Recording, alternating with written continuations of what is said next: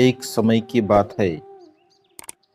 शुभ मानवक भगवान बुद्ध के पास आकर भगवान से पूछता है, हे गौतम, क्या हेतु है, क्या प्रत्यय है जो कि मनुष्य होते ही मनुष्य में हीनता और उत्तमता दिखाई पड़ती है। हे गौतम, यह मनुष्य अल्पायु देखने में आते हैं, दीर्घायु, बहुत रोगी, अल्प रोगी, दुर्वर्ण, वर्णवान, असमर्थ, महासमर्थी, अल्पभोग, महाभोग, प्रज्ञावान देखने में आते हैं। हे गौतम, क्या हेतु है, क्या प्रत्यय है जो कि मनुष्य होते ही मनुष्य में हीनता और उत्तमता दिखाई पड़ती है। भगवान बुद्ध कहते हैं, हे शुभ मानव, प्राणी कर्म स्व कर्म की धन है जिनका है, कर्म ही दायाद, कर्म ही उत्तराधिकारी है, कर्म योनि है, कर्म ही बंधु है, कर्म प्रतिसरण, कर्म ही रक्षक है, कर्म प्राणियों को इस हीन और उत्तमता में विभक्त करता है। तब शुभ मानवक भगवान बुद्ध से कहता है, भगवान, इस संक्षिप्त अर्थ को मैं नहीं जानता।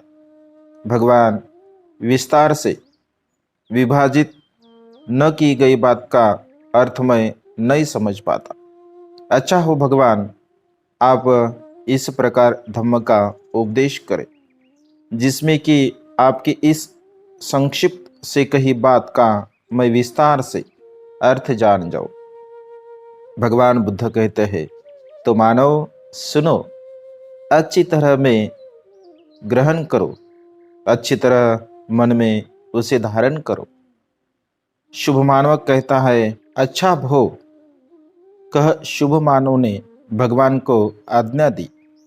भगवान ने यह कहा, यह मानव कोई स्त्री या पुरुष, हिंसक, रुद्र, खून से रंगे हाथ वाला, मारकाट में रत सारे प्राणियों के विषय में निर्दयी होता है, इस प्रकार गृहित, इस प्रकार समादत्त उस कर्म से काया छोड़ मरने के बाद अपाय, दुर्गति, विनिपात, नरक में उत्पन्न होता है। यदि मनुष्यत्व में आता है तो जहाँ जहाँ उत्पन्न होता है अल्पायु होता है, मानव हिंसक हो, निर्दयी हो विहरता है। यह मार्ग अल्पायुता की ओर ले जाने वाला है और मानव यहाँ कोई स्त्री या पुरुष दंड रहित, शस्त्र रहित, दयालु, अहिंसक, हिंसा से विरत होता है, सर्वत्र सारे प्राणियों का हितैषी और अनुकंपक हो विहरता है।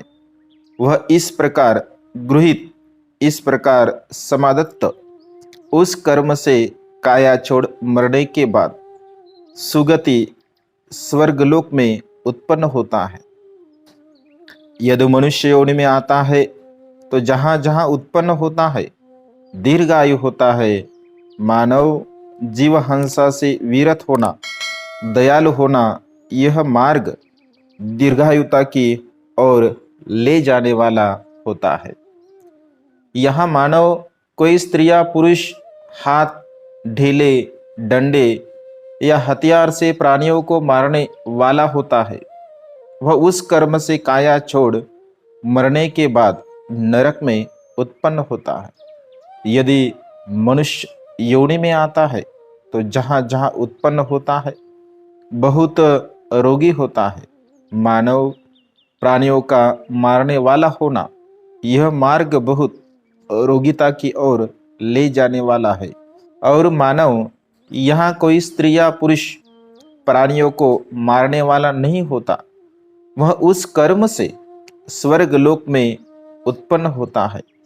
यदि मनुष्य योनि में आता है तो निरोग होता है। यह मार्ग अल्प रोगिता की ओर ले जाने वाला है। यहाँ मानव कोई स्त्री या पुरुष क्रोधी, बहुत परेशान रहने वाला होता है।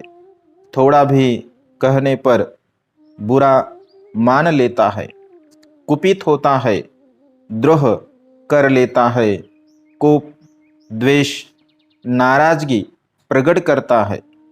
वह उस कर्म से नरक में उत्पन्न होता है। यदि मनुष्य योनि में आता है तो कुरूप होता है। यह मार्ग कुरूपता की ओर ले जाने वाला होता है। किंतु मानव, यहाँ कोई स्त्री या पुरुष न क्रोध है, न बहुत परेशान रहने वाला है, बहुत कहने पर भी बुरा नहीं मानता, कुपित नहीं होता, द्रोह नहीं कर लेता, कोप नहीं प्रकट करता। वह उस कर्म से स्वर्ग में उत्पन्न होता है। यदि मनुष्य योनि में आता है तो सुंदर होता है।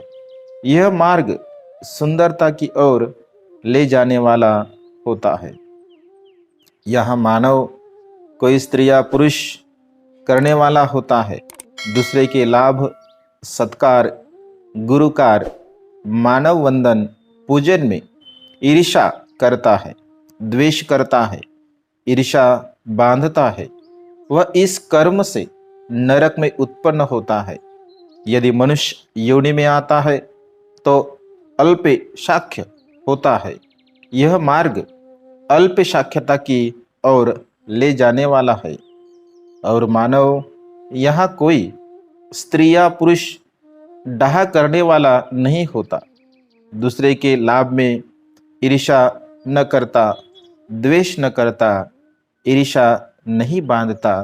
वह इस कर्म से स्वर्ग में उत्पन्न होता है।